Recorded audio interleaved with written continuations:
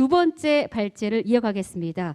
두 번째 발제는 김정현 부산대학교 수소선박기술센터 교수님께서 수소 항만 및 인수기지 조성 전략이라는 주제로 준비를 해주셨습니다. 네, 여러분의 박수로 모시겠습니다. 네, 반갑습니다. 저는 부산대학교에서 근무하고 있는 김정현이라고 합니다. 저는 이제 수소항만 및 인수기지 조성 전략이라는 내용으로 자료를 준비했는데요. 물론 저기 미래에서 과장님께서도 너무 잘 아시는 내용이기도 하고, 저는 사실 수소 선박을 연구하고 관련된 사업을 하면서 부산이 어떻게 하면은 수소 도시가 될지 나아갈지, 산업체들이 어떻게 하면 역량을 강화할 수 있을지 그런 걸 많이 고민을 하고 있습니다. 그런 내용으로 조금 봐주시면 될 것 같습니다. 제 발표 시작하도록 하겠습니다. 발표는 저희 센터 모르시는 분들이 많을 것 같아서 소개하고요. 그 다음에 에너지와 선박과 항만의 변화, 그리고 일본의 수소 전략, 그리고 부산시 인수기지 조성 전략이라는 순서로 발표 자료를 구성을 했습니다.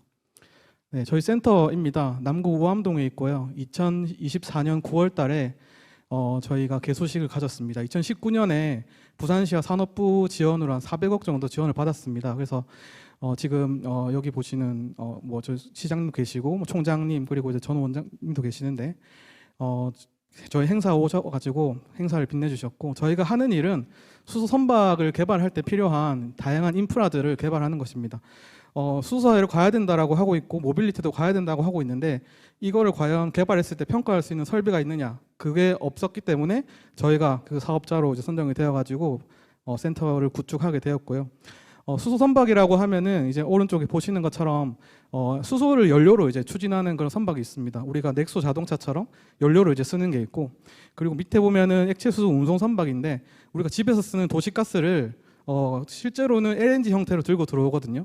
그러면 그 LNG 형태로 들고 들어와서 기화시켜서 쓰는데, 수소도 마찬가지로 해외에서 들고 들어오는 수소를 선박을 이용해서 가지고 오고 우리 이제 집에서 쓸 수 있게, 우리가 전체 지역에 쓸 수 있게 하는 그러한 기능을 가진 선박입니다. 그리고 저희가 이제 주로 하는 거는 이제 보면은 중간에가 액체 수소 저장 탱크인데요. 수소를 실제로 선박에 저장을 하려면은 탱크가 필요한데, 탱크가 영하 250도의 액체 수소를 저장하는 그런 컨셉입니다. 그래서 기체 상태보다 한 800배 정도 더 많이 저장할 수 있고요. 그래서 이 보시는 것처럼 필요한 소재라든지 수소가 강제 내부로 침투했을 때 발생하는 수소 취성, 이런 것들을 해결할 수 있는 연구를 하고, 왼쪽에 보시면은 저희가 센터 내부에 이제 3년 동안 조선소랑 같이 연구를 해서 최초로 구축을 한 액체 수소 탱크입니다. 저 탱크에 아마 올 이번 달 말에 액체 수소를 실제로 주입을 해서 문제가 있는지 없는지를 검증을 하는 것으로 진행을 하고 있고, 빅데이터나 데이터 센터 관련된 것도 시험 장비와 연계하려고 하고 있습니다. 그리고 연료가 있으면은 이제 연료 전지를 공급을 해야겠죠. 아니면 엔진으로 공급을 하면은 전기가 만들어질 텐데, 그 연료 전지를 중심으로 해서 배터리에 저장을 하고, 아니면은 보시는 것처럼 이제 연료 전지를 실제로 이제 선박이 운항하는 그런 육자유 운동 모사기라고 하는데, 선박이 운항하는 조건에서 연료 전지가 이렇게 기울였을 때 과연 전기를 안정적으로 만들 수 있는지 없는지, 실제로 저희 산업계에서 이제 진행을 한 건데, 이러한 테스트들 저희가 하게 되어 있고요. 맨 왼쪽 밑에가 이제 다이나모 미터입니다. 결국 전기를 만들면은 실제로 이제 그 모터로 보내야 되는데, 보냈을 때 개발된 모터가 정상적인 작동을 하는지 그런 것들 평가하는 설비라고 보시면 될 것 같습니다. 제가 이제 딱 두 가지 정도 대형 프로젝트 들고 왔는데요. 2022년부터 산업부 지원으로 액체 수소 화물창, 저희는 이제 수소 연료를 화물로서 생각을 합니다. 대용량으로 싣고 와야 되기 때문에. 그래서 저장 탱크인데 화물창이라고 해서 좀 큰 사이즈의 탱크입니다. 이 탱크를 이제 실증하고 포스코, 삼성중공업, 하나오션, 동성화인테, 한국화물 15개 정도 기관이 참여해서 두 가지 타입의 액체 수소 탱크를 사이즈 작게 해서 만들고요.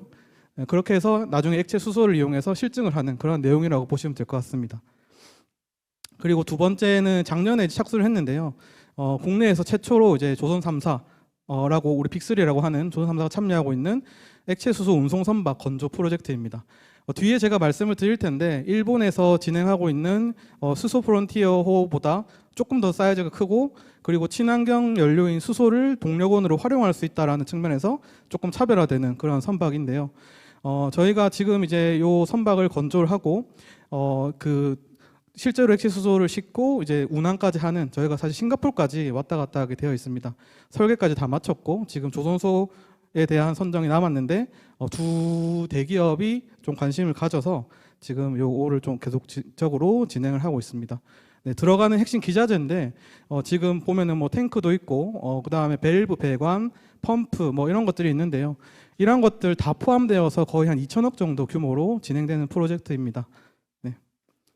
그래서 저희가 사실 과거부터 액체 수소 탱크 용기에 대해서 많이 했었고 상용차, 드론, 뭐 선박용, 그다음에 지금 화물창 목업, 네, 이렇게 순서대로 다양한 실증을 수행하고 있습니다. 저희는 지금 항만공사 옆에 부지에 이러한 실증 테스트 베드를 꾸려서 아까 보셨던 그 탱크들을 액체 수소로 주입을 해서 내부에 있는 기자재들이 문제가 있는지 없는지 보고 기화되는 양으로 탱크의 성능을 평가할 계획이 있습니다.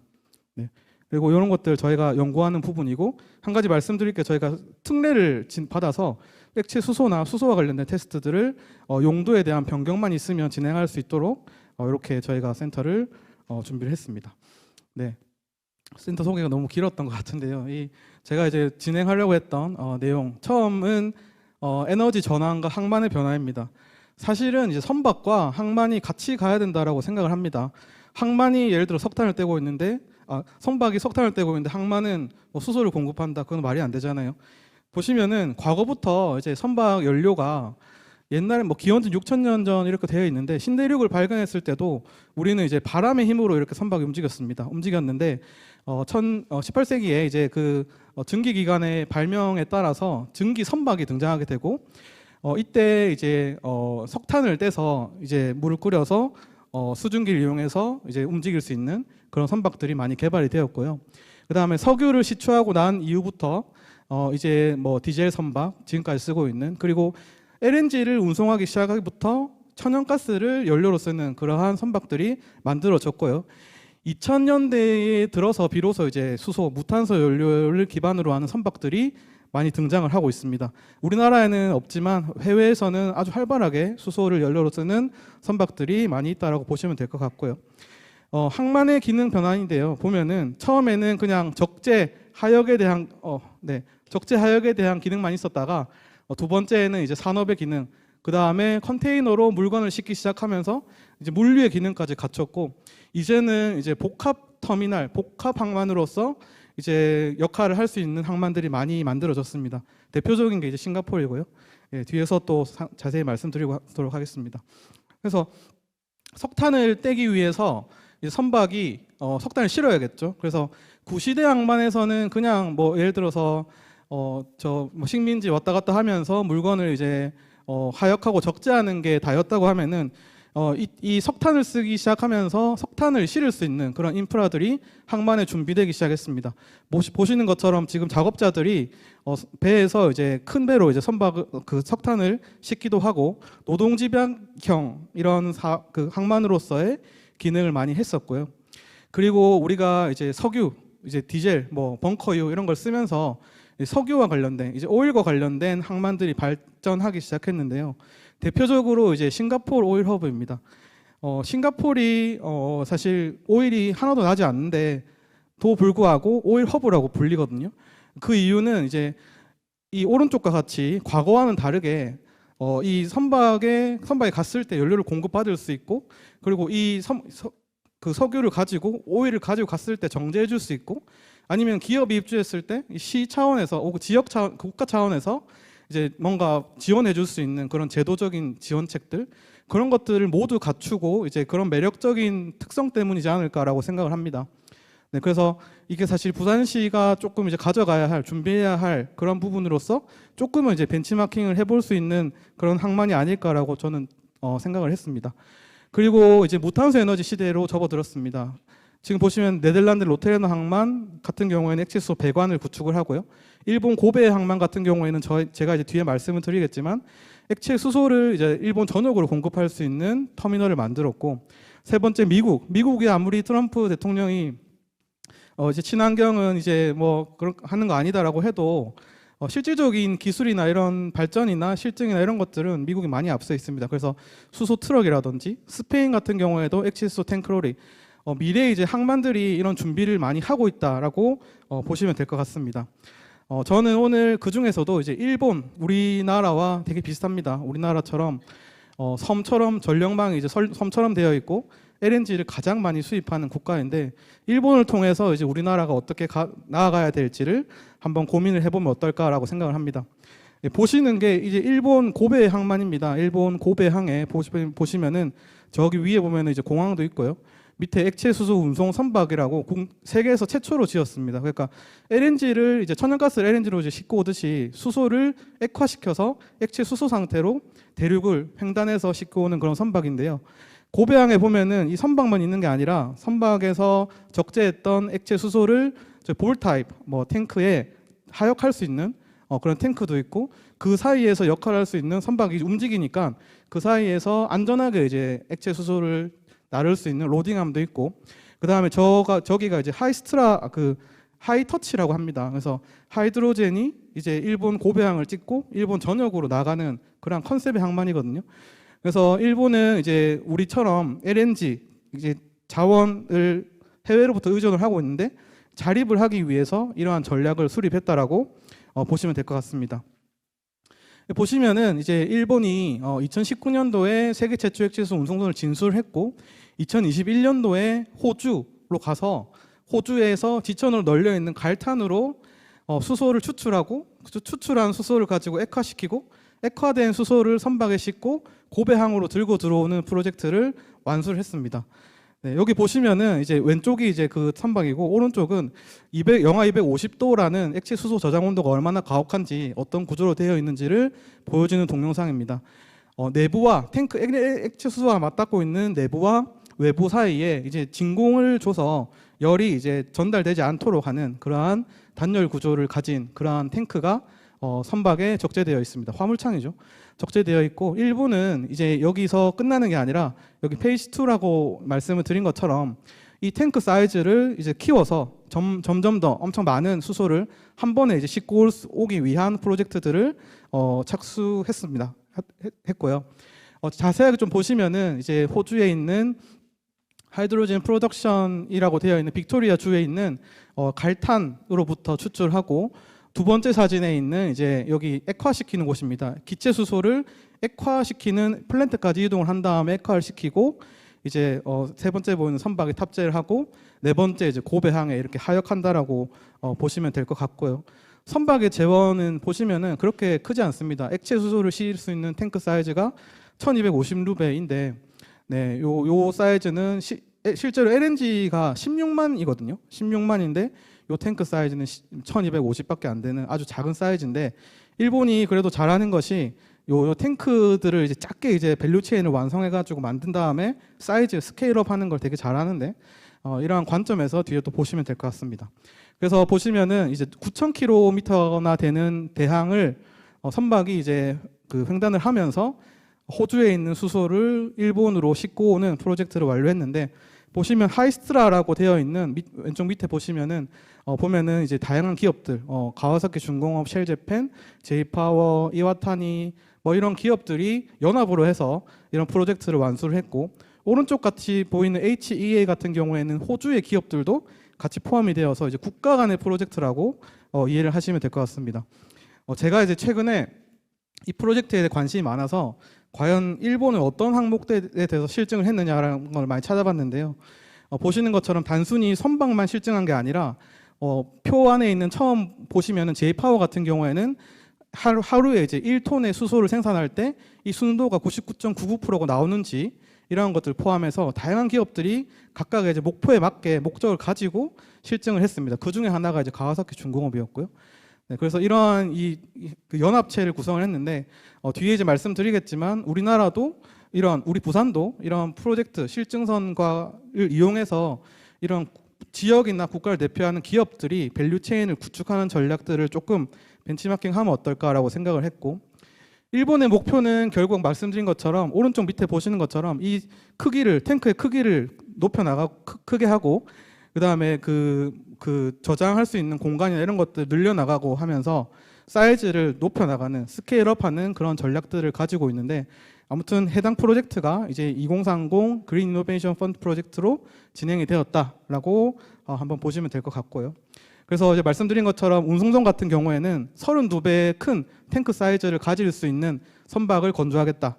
그리고 그 다음에 육상에 저장되어 있는 볼 타입 탱크는 2,500루벨을 5만 루벨까지 20배 정도 키우겠다라는 이런 전략으로 한 차례 이제 성공을 했기 때문에 뒤에 추진을 하고 있고, 단순히 이제 수소를 가지고 싣고 와서 하는 게 아니라 그 수소를 이용해서 발전을 하고 건물에 필요한 전기를 공급하고, 우리가 이제 그 좌동에 있는 연료전지 발전소처럼 전기를 공급하고 열을 공급하는 그러한 실증까지 진행을 하고 있습니다. 궁극적으로는 이 사이즈를 키우는 게 결국 목표는 수소 가격이거든요. 수소 가격을 사이즈 크게 키워서 이 맨 마지막 오른쪽 보이시는 게 한 2,600원 됩니다. 그러니까 킬로그램당 수소를 2,600원 정도 맞추겠다라는 것이 일본의 전략이라고 보시면 되고, 이 중간중간에 있는 기술 개발이 중요하다고 생각을 합니다. 그래서 일본만이 가지고 있는, 일본만이 해본 이러한 기술들은 우리나라가 결국 나중에 최초로 할 때 활용할 수밖에 없는 그러한 것까지 기술 선점이 이루어지고 있다라고 보시면 될 것 같습니다. 이제 부산의 여건이나 부산이 어떻게 하면 좋을지 이제 중간중간에도 말씀드리긴 했지만 한번 같이 살펴보면요. 부산 같은 경우에는 이제 서부산입니다. 서부산 권역에 아까 분산에너지 특구도 마찬가지지만 지금 이제 뭐 여기 신항도 있고요. 부산 신항도 있고, 그 다음에 여기 그 에너지 그 가덕도, 우리 부산이 다른 지자체가 가지지 못한 거는 공항이라는 아주 거대한 인프라가 구축이 된다라는 그런 사실이거든요. 그래서 공항에 인프라가 있고 에어시티, 그걸 지원해 줄 수 있는 그런 구역이 계획되어 있고요. 이 지역에 어딘가 액체 수소나 무탄소 에너지를 받을 수 있는 그러한 곳이 있다라고 하면은 항만의 지천으로 널려 있는 엄청나게 많은 항만 차량이라든지, 그 다음에 녹산 산단, 미음 산단, 그리고 에코델타 시티, 그리고 공항에서 쓸 수 있는 다양한 에너지원을 확보할 수 있지 않을까라고 생각이 됩니다. 부산은 사실 울산이나 인천처럼 수소를 생산할 수 있는 기반이 되게 약합니다. 그래서 수소를 생산할 수 있는 기반들을 만드는 것보다 항만을 끼고 있는 부산 특성상 해외로부터 에너지를 수입하는 전략이 바람직하다라고 판단을 해서 2023년도에 이런 기획도 진행을 했었고요. 그리고 지금 부산이 지금 보면은 암모니아 인수기지라고 제5차 수소경제위원회에서 동해권, 서해권, 남해권역에 이러한 무탄소 인수기지 구축에 대한 계획이 있는데, 아직까지 뭐 서해권, 동해권 같은 경우에는 일부 진행이 되었다고 듣긴 했지만 남해권은 아직 없습니다. 그래서 이 만약에 그 지역에 인수기지를 부산이 재빠르게 구축을 하는 전략을 수립을 한다라고 하면은 그 정책과도 부합하다라고 생각을 했고요. 그리고 아까 말씀을 드린 것처럼 이제 액체 수소 운송선을 적극적으로 좀 활용을 하면 일본의 하이스트라처럼 기술 개발을 할 수 있는 다양한 기관들과 해외에서 이제 이런 수요가 있고 프로젝트를 진행한다라고 했을 때 국내의 그 부처나 지자체 설득하기에 이보다 더 좋은 게 없다라고 저는 생각을 하거든요. 그래서 최근에 저희가 이제 사우디아라비아에서 연락이 와서 저희 운송 선박을 실제로 사우디아라비아에 가서 수소를 싣고 하는 프로젝트에 대해서 몇 차례 회의를 했습니다. 그래서 이런 밸류체인 구축 전략에서 이제 다른 나라의 수소 생산, 수출 계획이 있는 거를 우리나라가 이 선박을 이용해서 항만에 들고 들어오는데, 그 항만을 이제 그 선박의 모항으로서 부산항이 되면 어떨까라는 그런 생각도 해봤고요. 일본이 했던 것처럼 보시면은 사우디가 보면은 6천만 톤의 수소를 2050년에 수출할 계획이 있는데, 이러한 내용들 우리는 이제 보면 2,200만 톤 2050년에 수입을 해야 되거든요. 그래서 이 내용들이 조금 이제 맞았다라고 생각을 합니다. 그리고 이제 가까운 지역에 있는 항만 차량, 이 전동화가 무조건 좋다고 생각은 하지 않습니다. 그 전력망을 깔아야 되고 비용에 대한 그런 부분들이 있기 때문에 해외에서 진행하고 있는 이러한 것들, 그리고 부산이 그 중앙에서 이제 진행하고 있는 그러한 그 뭐 지정되는 수소와 관련된 산업단지 인정받는 그러한 부분들도 적극적으로 지금 뭐 추진을 하고 있지만 지정이 되면은 기업들의 이제 산업에 이제 그 동력이 생길 거라고 생각을 합니다. 그리고 이제 뭐 기술을 지원할 수 있는 기관도 있어야 되잖아요. 그래서 저희 센터가 이제 이 앞에 뭐 액체 수소를 연구하는 그런 연구센터로서 확장하는 개념으로 조금 이제 그림을 그렸었는데, 이 그림을 기반으로 해서 뭐 그런 아까 일본처럼 진행하는 그러한 프로젝트 밸류체인 상에서 저희가 기술을 제공할 수 있는 그런 역할도 가능하고, 다른 지역과 달리 부산은 수소 동맹이라는 아주 사직기사가 있습니다. 그래서 최근에 암모니아 이제 실증까지 다 마쳤고요. 그래서 암모니아를 선박에 벙커링하는 걸 국내 최초로 이제 실증을 했던 그런 사례가 있기 때문에 무탄소 에너지에 대한 그런 역량이나 그런 선제적인 그런 것들이 있다라고 생각을 합니다. 제가 이제 말씀드리고 싶은 거는 이제 최근에 이 수소를 어느 정도 필요한지 수요에 대해서 조사를 하고 있는데요. 실제로 보면은 되게 많습니다. 많고 발전소가 만약에 들어선다고 했을 때는 정말 수소 수요가 많고요. 여기 오른쪽에 해운대 연료전지 발전소 하루에 뭐 40톤 뭐 이렇게 뭐 물론 개지를 하긴 하지만 이러한 것들이 모였을 때 수소가 되게 필요하고 거기서 우리가 공급할 수 있는 항만이 구축된다라고 하면은 더할 나위 없다라고 생각을 합니다.